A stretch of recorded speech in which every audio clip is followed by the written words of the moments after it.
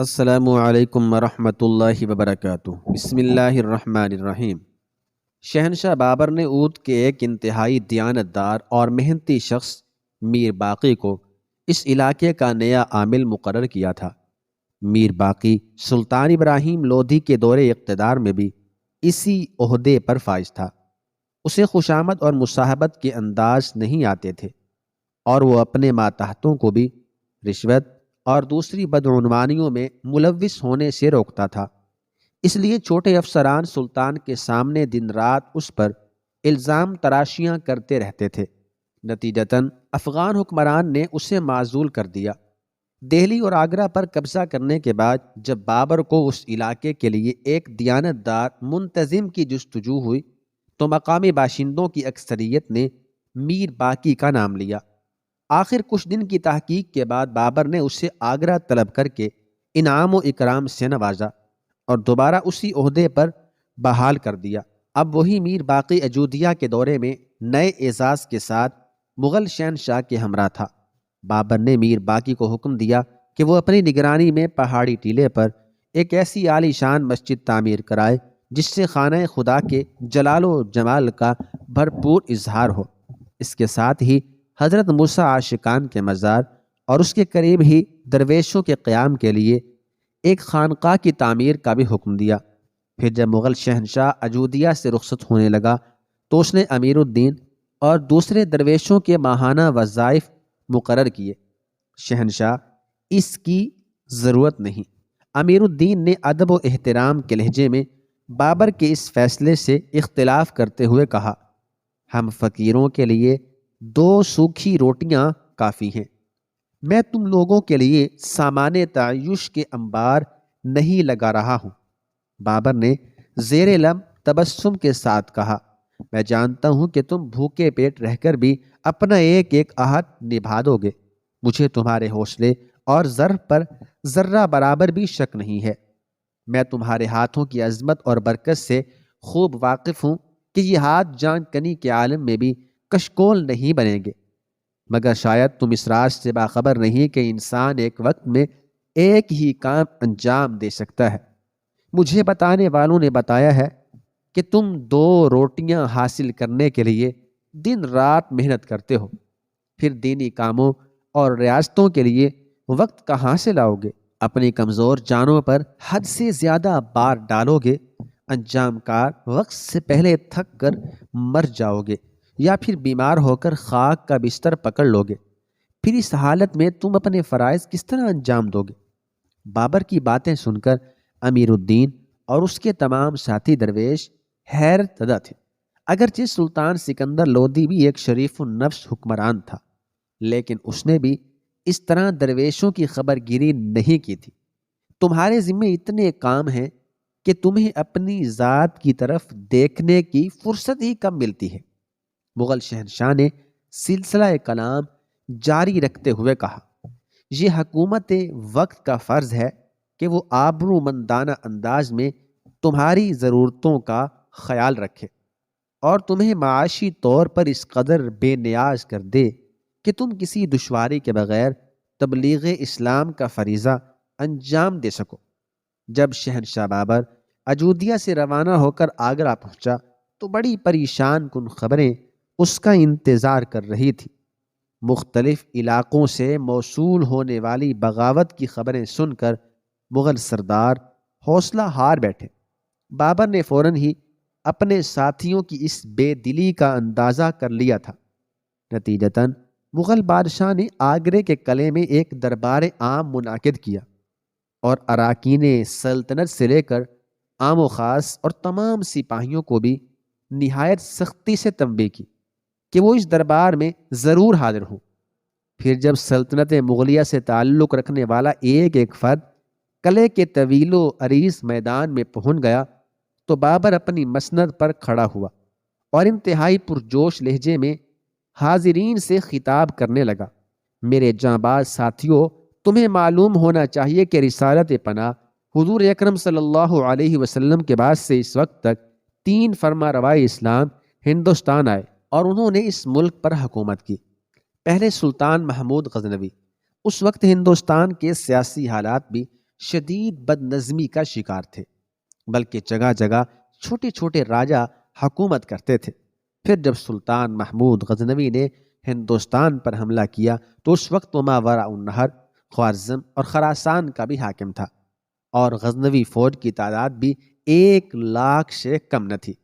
دوسرے شہاب الدین غوری، جس کے لے پالک بیٹوں نے بڑے جاہو و جلال کے ساتھ اپنے ناموں کا خطبہ پڑھوایا اور ہندوستان کے بیشتر علاقوں پر اپنا تصرف قائم رکھا۔ اس طرح اگرچہ شہاب الدین غوری خراسان کا حکمران نہ تھا، تاہم اس کا بڑا بھائی غیاث الدین قائم غوری ایک بادشاہ کی حیثیت رکھتا تھا۔ اس کے علاوہ شہاب الدین غوری 1,20,000 سپاہی لے کر ہندوستان پر حملہ آور ہوا تھا۔ سلطان محمود غزنوی کی طرح شہاب الدین غوری کے وقت میں بھی ہندوستان میں ہر طرف طوائف الملوکی پھیلی ہوئی تھی۔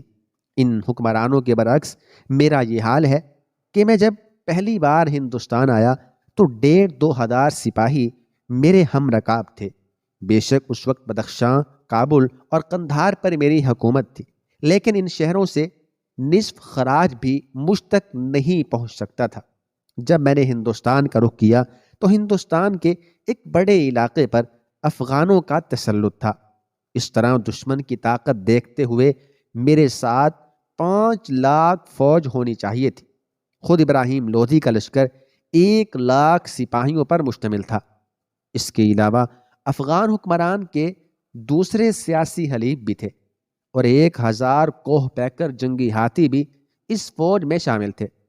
اور سب سے زیادہ اہم بات یہ تھی کہ میں نے ازبک جیسے زبردست حریف کو اپنے پیچھے چھوڑ کر لودھی جیسے خونخوار دشمن سے ٹکر لی تھی۔ ظاہری اسباب اور مادی وسائل کے اعتبار سے میں یہ جنگ ہار چکا تھا، مگر ایسے سنگین لمحات میں صرف خدا کی ذات اور اس کا فضل ہی میرے کام آیا۔ میں اس کامیابی کو اپنی کوششوں کا نتیجہ نہیں سمجھتا، بلکہ یہ فتح محض اللہ کی عنایت اور کرم کے باعث مجھے نصیب ہوئی۔ یہی میرا ایمان ہے، اور آئندہ بھی جو کچھ مجھے حاصل ہوگا وہ میرے اللہ ہی کی بخشش اور عطا ہوگی۔ بابر وقتی طور پر اپنے مقصد میں کامیاب ہو گیا تھا۔ شہنشاہ کی اس اثر انگیز تقریر نے مغل سرداروں کو ایک نیا حوصلہ بخشا تھا۔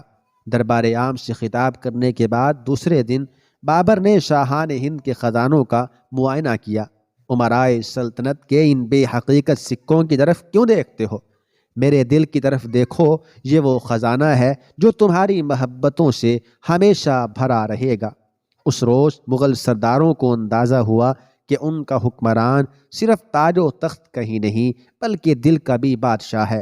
اگر میں حصول دولت کے لیے جنگ کر رہا ہوتا تو ان خزانوں کو لے کر کابل کی طرف لوٹ جاتا۔ یکایک بابر کا لہجہ اداس ہو گیا تھا۔ ہمیں یقین ہے، مغل سرداروں نے بیک زبان کہا، ہم نے کسی بھی حال میں آپ کو خود غرض اور تنگ نظر نہیں پایا، پھر بغاوتوں کی خبریں سن کر کیوں پریشان ہوتے ہو؟ بابر نے اپنے امراء سے سوال کیا۔ دراصل مغل سردار ابراہیم لودھی کی شکست اور شاہان ہند کے خزانوں پر قبضے کے بعد کابل لوٹ جانا چاہتے تھے۔ انہیں دن رات یہی خوف ستاتا رہتا تھا کہ اگر وہ اس اجنبی ملک میں چاروں طرف گھر گئے تو ہندوستان ان کے لیے قبرستان بن کر رہ جائے گا۔ بابر نے اپنے سرداروں کی اس ذہنی کشمکش کی طرف اشارہ کیا تھا۔ ہم تو پریشان نہیں، مگر آپ کو یہاں کے لوگوں پر اعتبار نہیں کرنا چاہیے۔ مغل سرداروں نے ذرا پیچیدہ انداز میں بابر کے سوال کا جواب دیتے ہوئے کہا، زندگی ہے تو اعتبار بھی کرنا پڑے گا۔ بابر مسکرانے لگا، اگر میں لوگوں پر شک کرنے لگوں تو پھر بے اعتباری کا سلسلہ خود میری ذات پر ختم ہوگا۔ مغل شہنشاہ نے بڑی عجیب بات کہی تھی، جسے سن کر امرائے سلطنت خاموش ہو گئے۔ سیاسی انتشار میں روز بروز اضافہ ہوتا رہا۔ بابر بڑے صبر و تحمل کے ساتھ اس بگڑتی ہوئی صورتحال کا جائزہ لے رہا تھا۔ ہندوستانی باشندے مغلوں سے بہت زیادہ خوف زدہ تھے، اس لیے وہ شروع میں اطاعت گزاری کی بجائے بابر کی مخالفت پر کمر بستہ رہتے تھے۔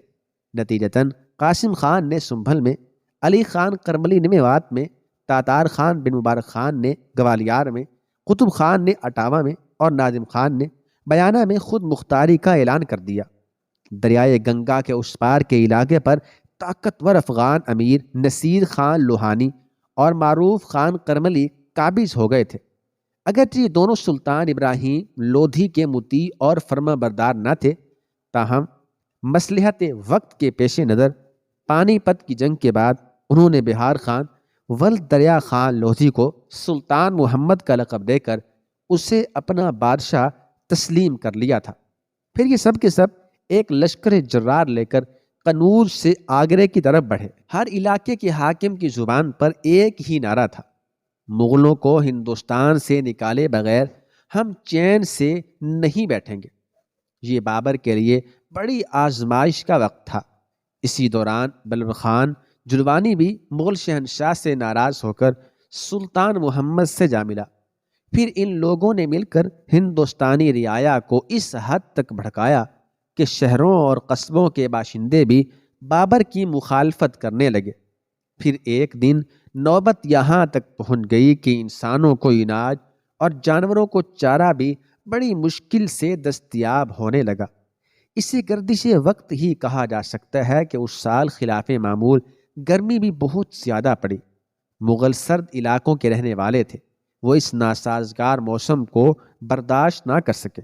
گرمی کی شدت اور لو سے کئی مغل سردار ہلاک ہو گئے۔ اس موقع پر خواجہ کلاں اور دوسرے معزز سرداروں نے بابر کو مشورہ دیتے ہوئے کہا: صرف مقامی باشندے ہی نہیں، یہاں کا موسم بھی ہمارے خلاف ہو چکا ہے۔ اب بہتری اسی میں ہے کہ جلد از جلد کابل لوٹ چلیں اور اس فتح کو غنیمت سمجھیں۔ مغل سردار جو کچھ دن بابر کی پرجوش تقریر سن کر سنبھل گئے تھے، ایک بار پھر گھبرا کر اپنے وطن کی طرف دیکھنے لگے۔ بابر جو انتہائی ناگوار فضا میں بھی مسکرانے کا عادی تھا، اپنے سرداروں کا مشورہ سن کر غضبناک ہو گیا۔ میں اپنی تمام عمر کی محنت پر خاک ڈال دوں اور فتح کیے ہوئے ملک کو چھوڑ کر کابل چلا جاؤں، پھر شطرنج کا بادشاہ بن کر اپنی بے چارگی کا تماشا دیکھتا رہوں۔ شہنشاہ کے بگڑے ہوئے تیور دیکھ کر دوسرے سردار تو خاموش بیٹھے رہے، مگر بابر کا دست راست خواجہ کلاں بے اختیار بول اٹھا: شہنشاہ کچھ بھی کہیں، مگر میں ہندوستان کے اس دوزخ میں جلنے کے لیے تیار نہیں ہوں۔ یہ ہندوستان ہے یا بیمارستان، یہ جہنم اور بیماریوں کا گھر ہی صحیح، مگر تمہیں میرے ساتھ ہی رہنا ہوگا خواجہ۔ بابر نے بڑے ناز کے ساتھ اپنے جاںباز سپہ سالار کو مخاطب کرتے ہوئے کہا تھا۔ یہ وہی خواجہ کلاں تھا جس کی شمشیر آبدار نے بڑے بڑے دشمنوں کے سر قلم کیے تھے اور بابر کی فتوحات کے سلسلے میں نمایاں کردار ادا کیا تھا۔ نہیں عزت مآب، خواجہ کلاں نے صاف صاف کہا، یہ خادم اب ایک لمحے کے لیے بھی یہاں نہیں ٹھہر سکتا، بس غلام کو اجازت دیجیے۔ خواجہ کلاں اس قدر بدحواس ہو گیا تھا کہ اسے اپنے لہجے پر بھی قدرت حاصل نہیں رہی تھی اور وہ مغل شہنشاہ سے شدید طنزیہ گفتگو کر رہا تھا۔ بابر بڑی حسرت سے اپنے ایک جانثار ساتھی کو جاتے ہوئے دیکھتا رہا۔ خواجہ کلاں نے ہندوستان سے رخصت ہوتے وقت دہلی کی ایک عمارت پر نمایاں حروف میں فارسی زبان کا یہ شعر لکھ دیا، جس کا ترجمہ یہ ہے: میری دعا ہے کہ میں سلامتی کے ساتھ یہاں سے چلا جاؤں۔ اس کے بعد اگر پھر کبھی میرے دل میں ہندوستان آنے کی خواہش پیدا ہو تو خدا اسی دنیا میں میرا منہ کالا کر دے۔ شہنشاہ بابر کو اپنے معتمد خاص خواجہ کلاں کے ہندوستان سے چلے جانے کا بہت افسوس تھا۔ مغل حکمران نے کئی روز تک اپنے دیگر امراء سے اس موضوع پر کوئی گفتگو نہیں کی۔ پھر ایک دن بابر نے اپنے تمام با اثر اور نامور سرداروں کو خلوت میں طلب کیا: تم سب لوگوں نے اپنی آنکھوں سے یہ منظر دیکھا ہے کہ خواجہ کلاں میرا دست راست، میرا حرف اعتبار مجھے اس وقت چھوڑ کر چلا گیا جب میں چاروں طرف سے دشمنوں کے نرغے میں گھرا ہوا ہوں۔ مغل شہنشاہ اپنے امراء کو مخاطب کرتے ہوئے بولا: اگرچہ میں خواجہ کے بڑھتے ہوئے قدموں کو حکم شاہی کی زنجیر پہنا سکتا تھا، لیکن مجھے اپنے ساتھیوں پر جبر کرنے کی عادت نہیں ہے۔ یہ کہہ کر بابر چند لمحوں کے لیے خاموش ہو گیا۔ مغل سردار بڑی حیرت سے اپنے فرما روا کا چہرہ دیکھ رہے تھے، جو ہمیشہ کی طرح شگفتہ و شاداب تھا۔ بابر کو خواجہ کلاں کے بچھڑ جانے کا قلق تھا، مگر لہجے میں غیظ و غضب یا تحقیر و نفرت کا رنگ نمایاں نہیں تھا۔ میں تم پر بھی اپنی مرضی مسلط نہیں کرتا، بابر نے ٹھہر ٹھہر کر کہا۔ میں نے تم لوگوں کی واپسی کے لیے قصر شاہی کے سارے دروازے کھول دیے ہیں، جس دروازے سے چاہو نکل کر کابل چلے جاؤ۔ بابر نے بڑے سہل انداز میں اتنا بڑا فیصلہ سنا دیا تھا، جیسے مغل سرداروں کا ہندوستان چھوڑ کر چلے جانا کوئی بہت ہی معمولی واقعہ ہو۔ اس میں کوئی شک نہیں کہ ہم لوگ ہندوستان کے ہلاکت خیز موسم سے سخت بیزار ہیں، مغل شہنشاہ نے مسکراتے ہوئے کہا۔ بظاہر مغل سرداروں کے پاس بابر کے اس سوال کا کوئی معقول جواب نہیں تھا، لیکن پھر بھی وہ اپنی بات پر قائم رہے۔ شہنشاہ ہم سے بہتر جانتے ہیں کہ ہندوستان اور کابل کے موسموں میں کوئی تقابل ہی نہیں ہے، دوسرے مغل سردار نے اپنی منطق پیش کرتے ہوئے کہا۔ کہاں یہ انسانی جسموں کو جھلسا دینے والی باد سموم، نئے نئے امراض پیدا کرنے والی مسلسل بارش، پھر زندگی سے بیزار کر دینے والا حبس، اور کہاں وہ جاں فضا ہوائیں اور خمار انگیز و حیات بخش موسم۔ موسموں کے اس فرق کو میں خود بھی تسلیم کرتا ہوں، مگر یاد رکھو کہ سمرقند اور فرغانہ اور کابل کے موسم تمہاری زندگی کی ضمانت نہیں دے سکتے۔ شہنشاہ ظہیر الدین بابر نے ایک ایک لفظ پر زور دیتے ہوئے کہا۔ اس اجنبی دیار کے باشندے شاید اس راز سے واقف نہ ہوں، مگر تم لوگ مجھے خوب جانتے ہو کہ میں نے کس قدر ناز و نام کے ماحول میں پرورش پائی ہے۔ پھر میں تم سے ہندوستانی موسم کی شکایت کیوں نہیں کرتا؟ برساتی بیماریوں سے صرف تم ہی نہیں، میں بھی تو متاثر ہوں۔ موسم گرما کی آتش بار ہوائیں صرف تمہیں ہی نہیں، مجھے بھی پھونکے ڈال رہی ہیں، مگر میں نے تو اس موسم کا کبھی شکوہ نہیں کیا۔ یہ کہتے کہتے بابر کی آواز اس قدر تیز ہو گئی تھی۔ بات یہ نہیں کہ خواجہ کلاں موسم کی سختیوں سے بیزار ہو کر کابل چلا گیا، حقیقت یہ ہے کہ وہ موت سے ڈر گیا۔ اس نے گرمی کی شدت اور لو کے اثرات سے کئی مغل سرداروں کو ہلاک ہوتے دیکھا، اور پھر اپنی نادانی کے سبب یہ سمجھ بیٹھا کہ ہندوستان کی شعلہ ریز ہوائیں اسے بھی جلا ڈالیں گی۔ حالانکہ وہ بڑا بے جگر انسان ہے، اس نے میرے دوش بدوش کئی خوفناک جنگیں لڑی ہیں، مگر پتہ نہیں کہ وہ کون سا لمحہ تھا جب اس جیسے جانباز انسان کے آہنی اعصاب خوف و دہشت کا شکار ہو گئے۔ ہم بھی موت سے نہیں ڈرتے شہنشاہ، بیک وقت کئی مغل سرداروں نے کہا۔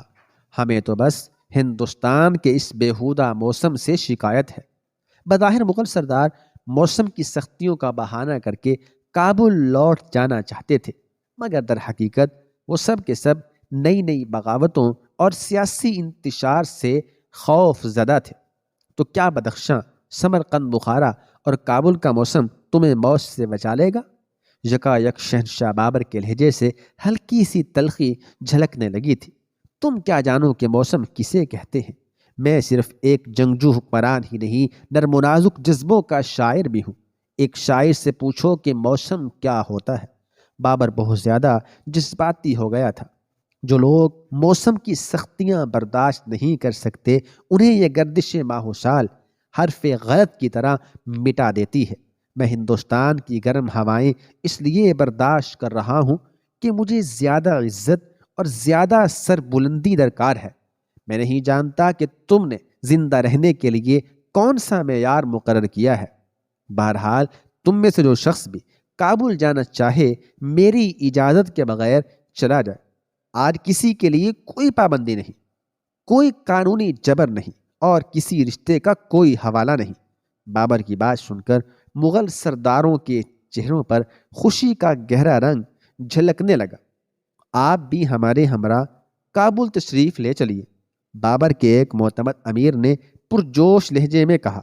اگر تمہارا یہ مشورہ میرے لیے قابل عمل ہوتا تو خواجہ کو تنہا کیوں جانے دیتا؟ بابر کے لہجے میں تلخی کا شبہ تک نہ تھا، مگر پھر بھی اس کی آواز سرد تھی۔ جب میں تم پر اپنی مرضی مسلط نہیں کرتا تو تم لوگ بار بار ایک جرم کا ارتکاب کیوں کر رہے ہو؟ میں اپنی فتح کو نامکمل چھوڑ کر واپس نہیں جاؤں گا۔ میرا یہ مزاج نہیں کہ میں گوشہ عافیت کی تلاش میں بھاگتا رہوں اور بزدلی اور فرار کے تانے مسلسل میرا تعاقب کرتے رہیں۔ اب تو وقت ایک ہی فیصلہ کرے گا، امیر تیمور کے وارث کی مکمل فتح یا پھر دیار غیر میں بابر کی قبر۔